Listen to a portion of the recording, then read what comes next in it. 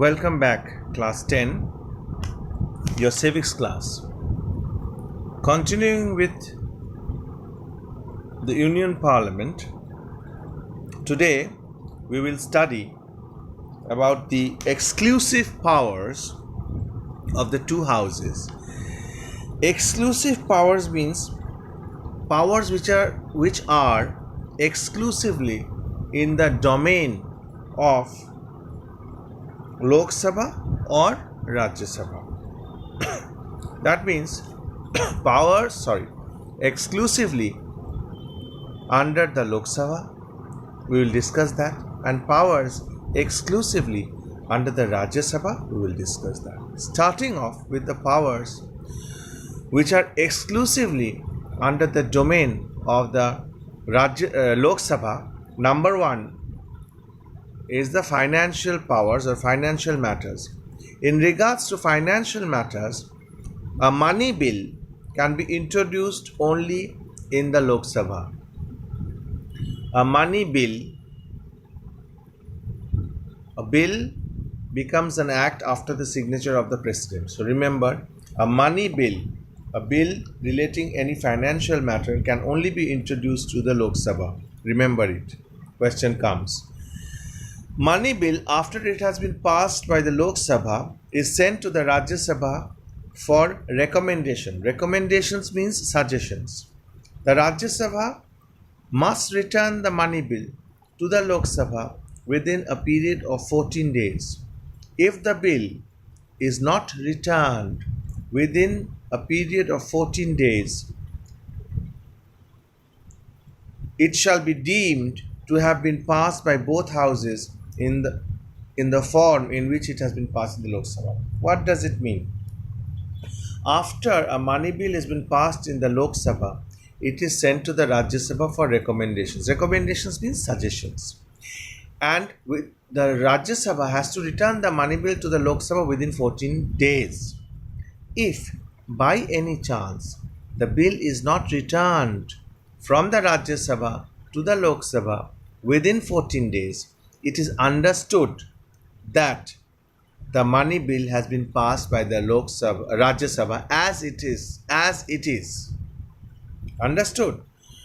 Now, if the bill is returned within 14 days with some recommendations or with some suggestions, it is entirely up to the Lok Sabha whether they will accept the recommendations or reject the recommendations. They can either accept the recommendations or they can reject the recommendations. Now, second point. The Lok Sabha only has the power to vote on demands of grants. Grants means allocation of funds. Which ministry will have what, how much rupees allocation?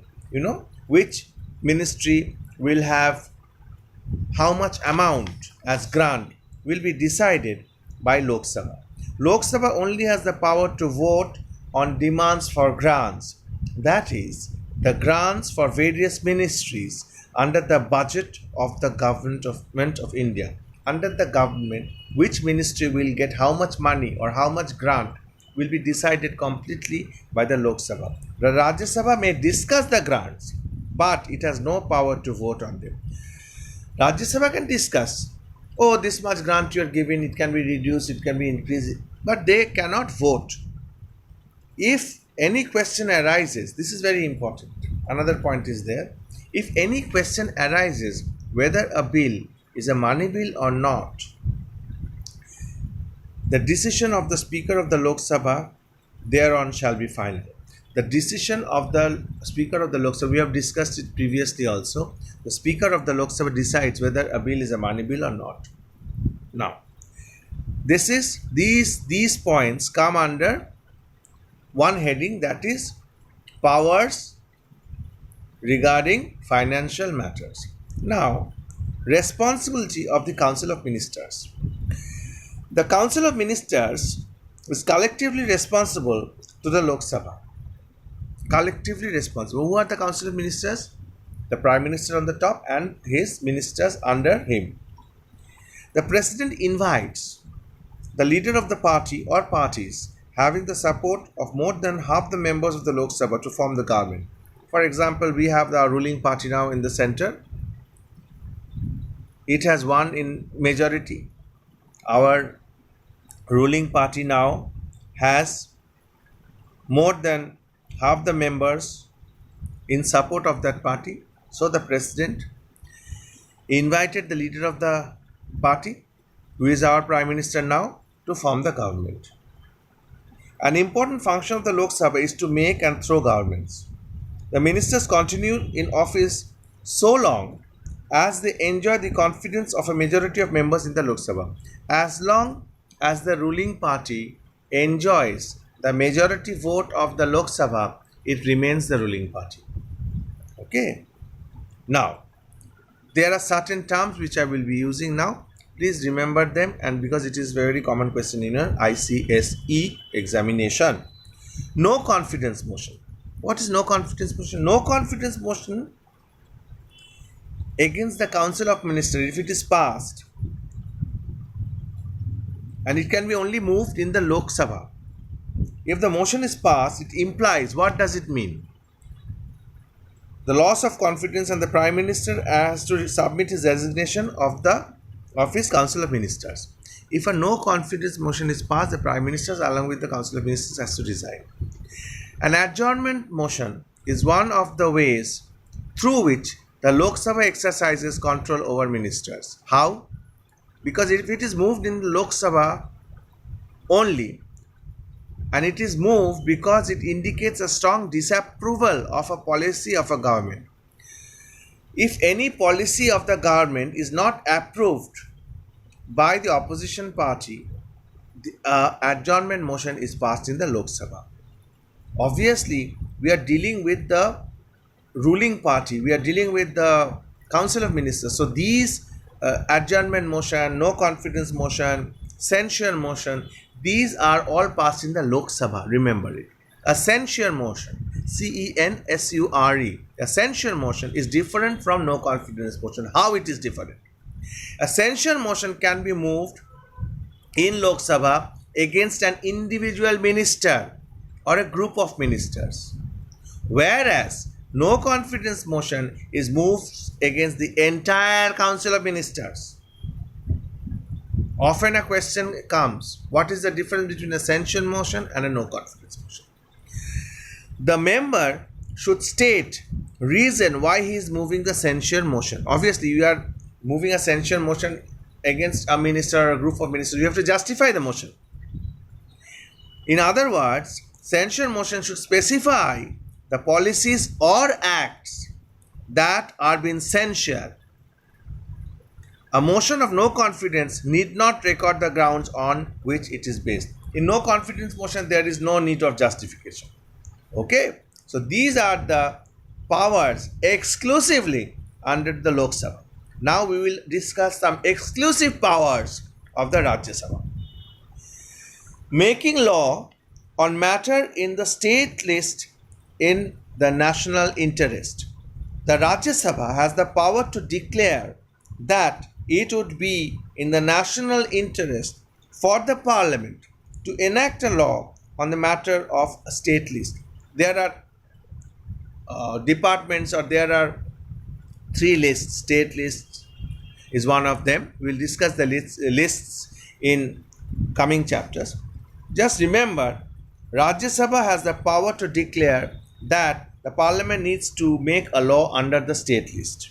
If Rajya Sabha passes a resolution by 2/3 majority, the Parliament can make law for the whole or in any part of the country on the matter of the given state list. Number 1. Number 2. Creation of one or more All India services. The Rajya Sabha may, by a 2/3 majority, pass a resolution that it is necessary in the national interest to create one or more All India services. Understood? Thereupon, Parliament may create law for such new services. Understood? This part of the Rajya Sabha is also in keeping with the federal character of the Constitution.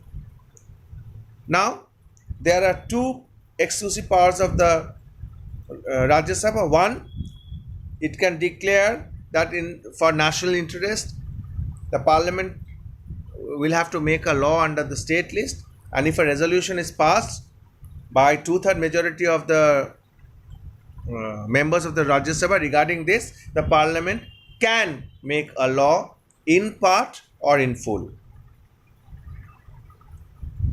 And creation of one or more All India services.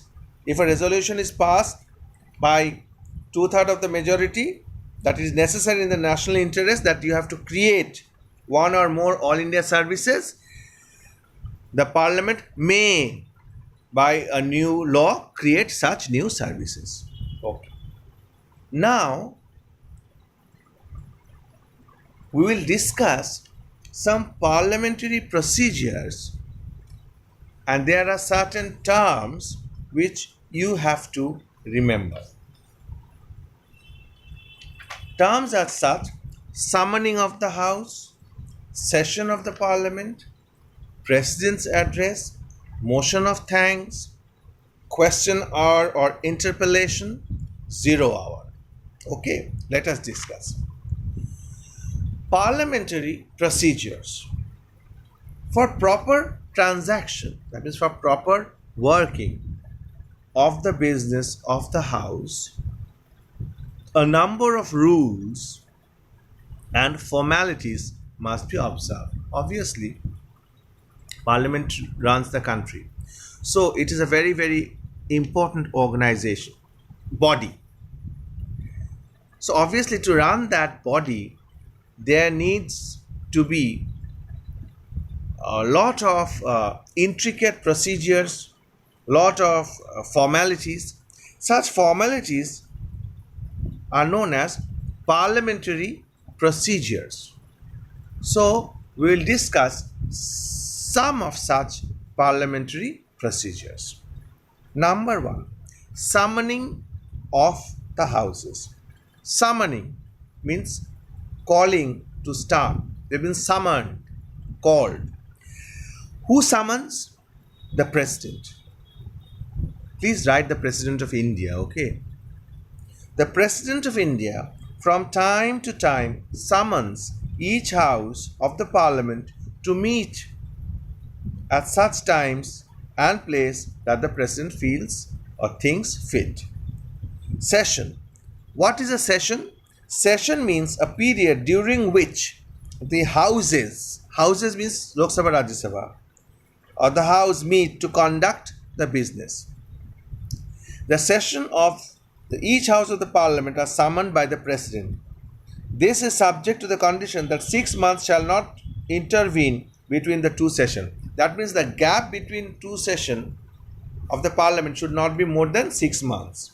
In other words, Parliament should hold at least 2 sessions in a year. Question is asked, how many sessions are there? Normally, there are 3 sessions held. One is budget session, January to May, monsoon session, July to September, and winter session, November to December. Okay. Now, President's address. Address means speech. The President addresses or gives speech or presides over a joint sitting of the Houses when at the commencement of the first session after each general election.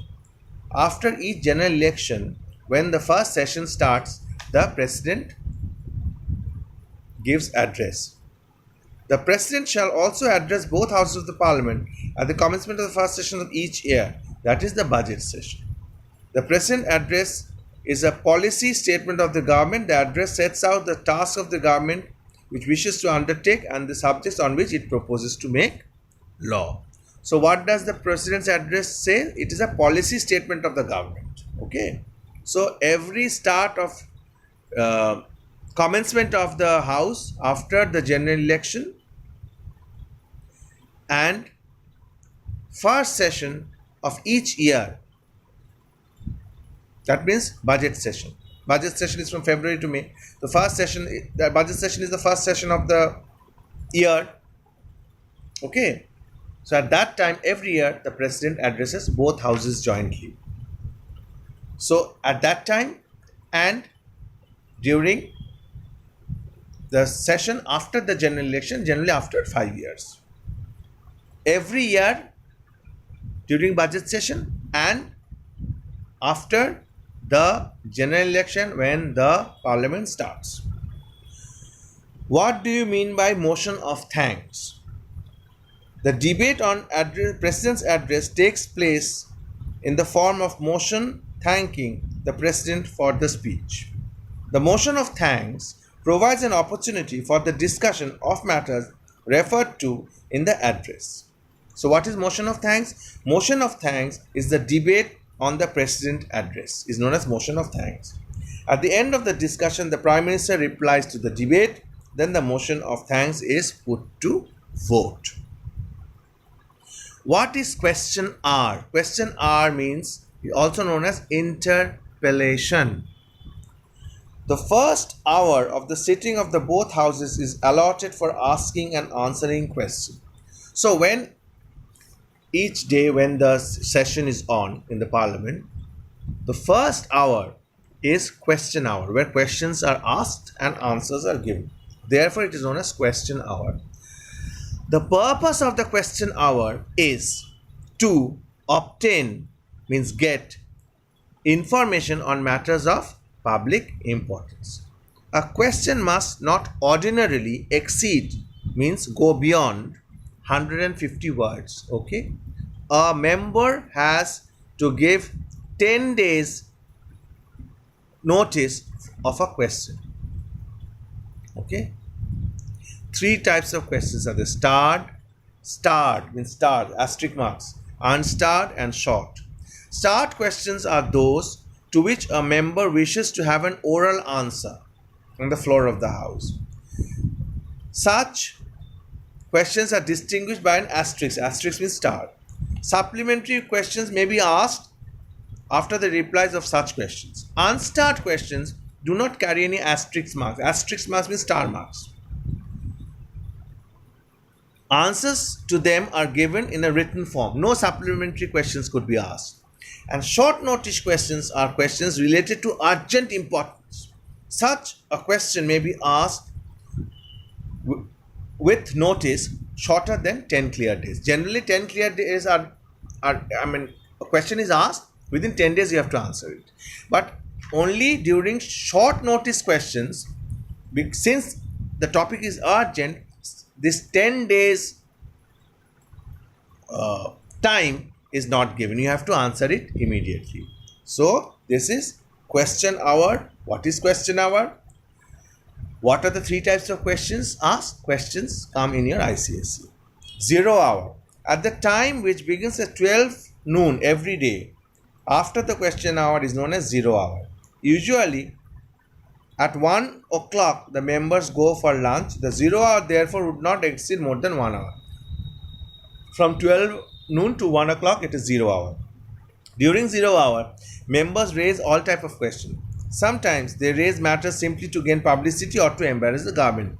You see on the television they are fighting, shouting, yelling, howling, screaming. That is during the 0 hour. Two types of motions are there. Adjournment motion.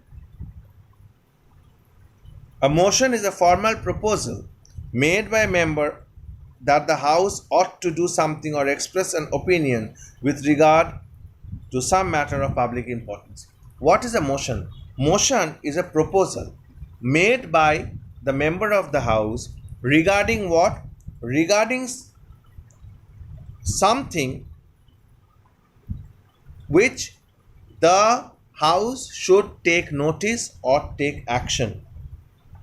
Understand? You have to pass a motion. The two types of motion are there: adjournment motion and no confidence motion.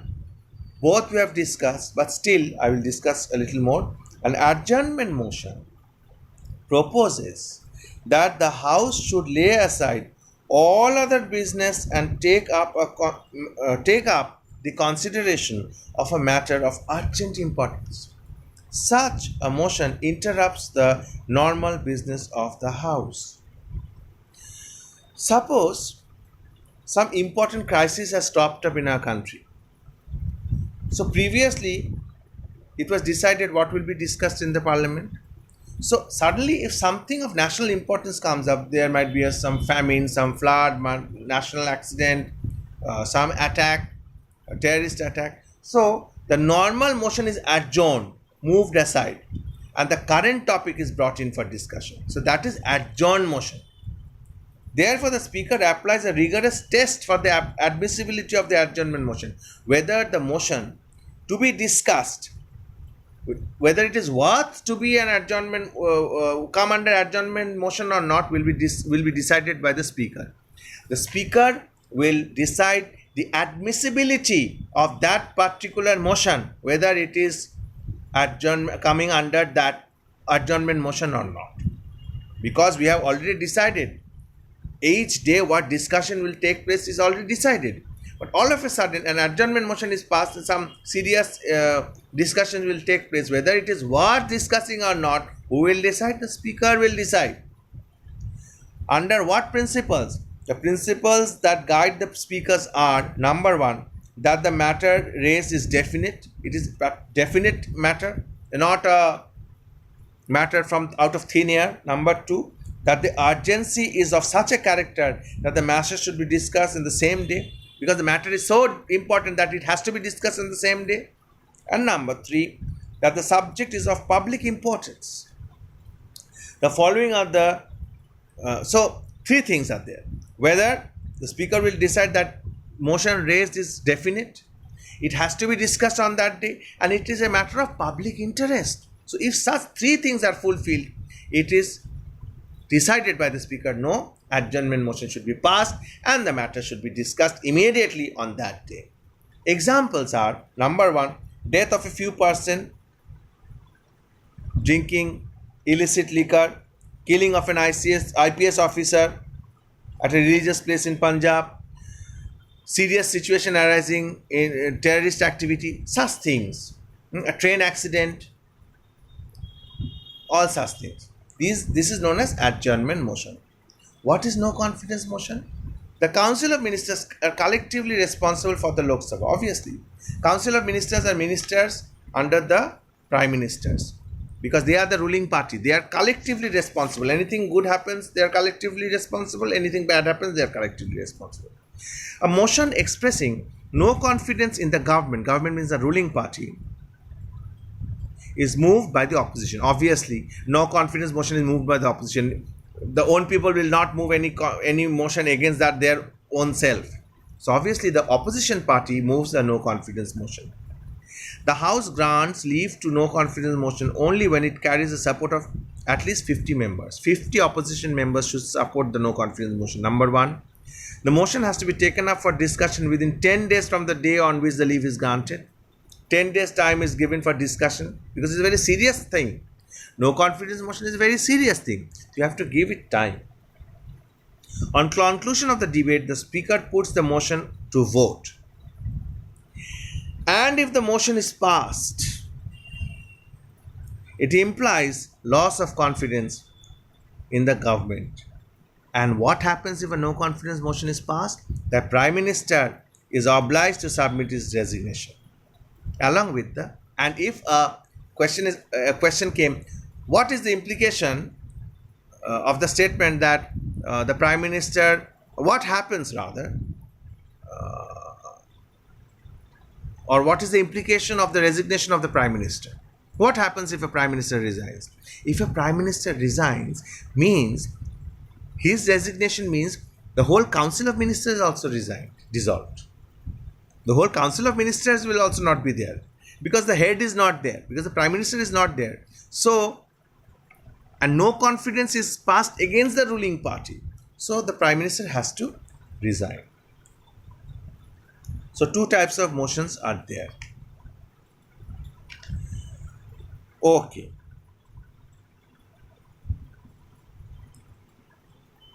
Two more terms I will teach you today. One is adjournment, another is prorogation. An adjournment means suspension of the sitting of the House. The session is adjourned. Today the session will not be held. It is different from prorogation. Prorogation means the end of the session. The power to adjourn the House belongs to the Speaker or the presiding officer, but the prorogation of the session can be done by the President alone. You know, if there is a shouting and howling, the session is adjourned. When the day's business is over, the session is adjourned. If quorum is not there, more than lot of members are absent, quorum is not formed, the session is adjourned. If the quorum is not there, how the transactions of the House will be there? When the presiding officer finds that no business can be transacted because it is howling and screaming, it is adjourned. But prorogation means session, that means the budget session ends, end of winter session, monsoon session, end of winter session. End of the session is prorogation.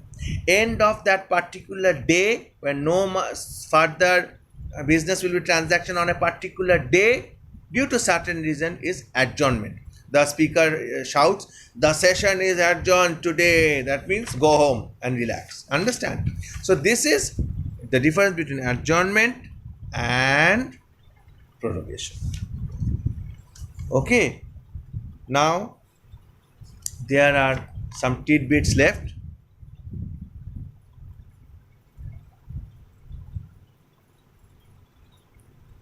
Now let us see what is the difference between bill and an act. A bill is a draft